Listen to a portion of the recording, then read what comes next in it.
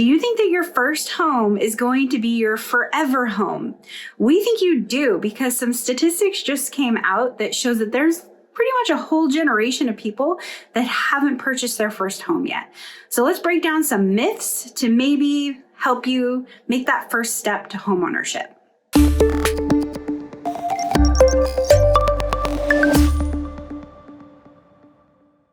Hey everyone, thanks for joining us. We're the Hatch Homes Group, and it is our weekly Monday housing market update for Portland, Oregon. So recently, our company, Keller Williams Realty, had this huge convention, and there was some amazing information put out by Gary Keller. So we're going to go over a few of those slides.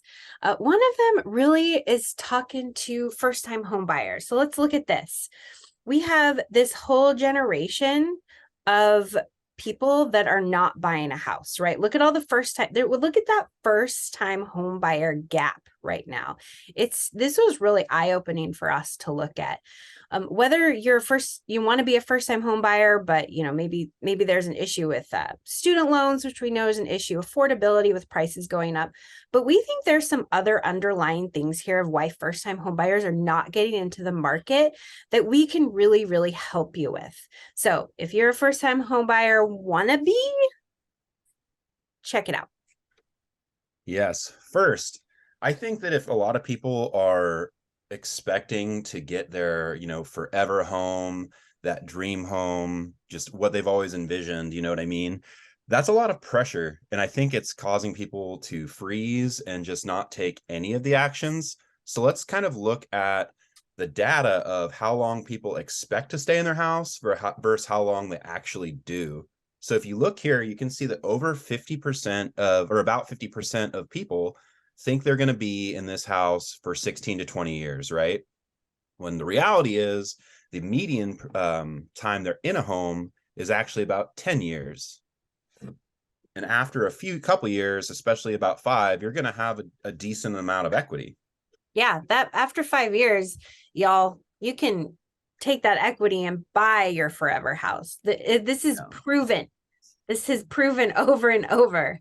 That is how you do it. You just got to get your foot in the door.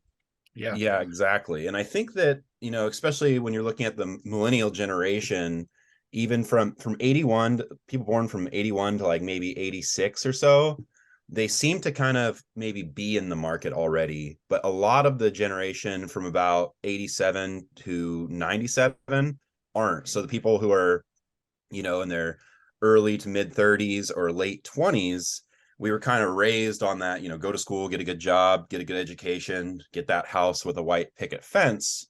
And things haven't really worked out like that by following that strategy. And again, I think a lot of us in my generation expect to have that forever house or have the house on some land, whatever it may be that you're interested in.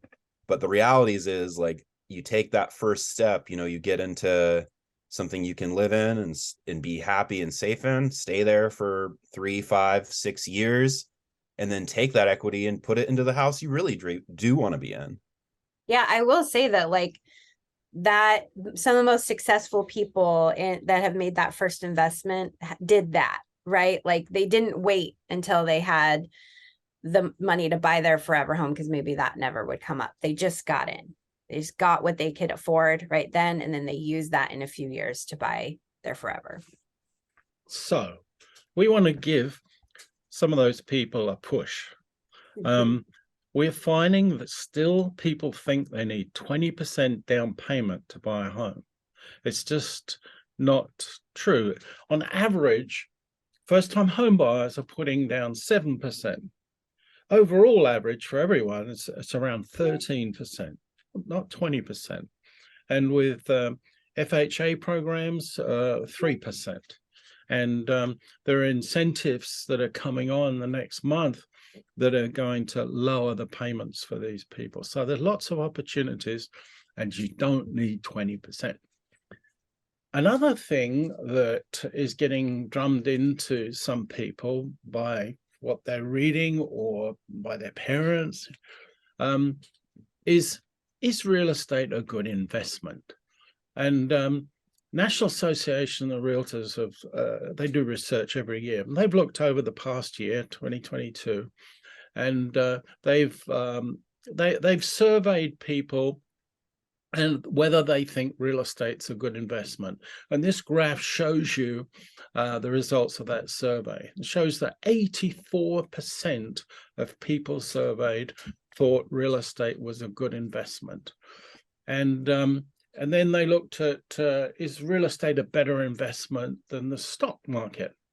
And 60% of people thought that real estate was better than the stock market. So pretty decisive survey from real life experiences that people have had. So real estate's a good investment. Yes, it is. I think we can all attest to that. So another statistic showed what a buyer's first step was in the process of wanting to buy a house. First, most people look online first. We all know that. We often meet with buyers. They've been like looking online for ages before they actually bought a house. But what's going to actually move the needle forward was the second and third. The first thing, which was talk to a realtor, and then third was talk to a lender.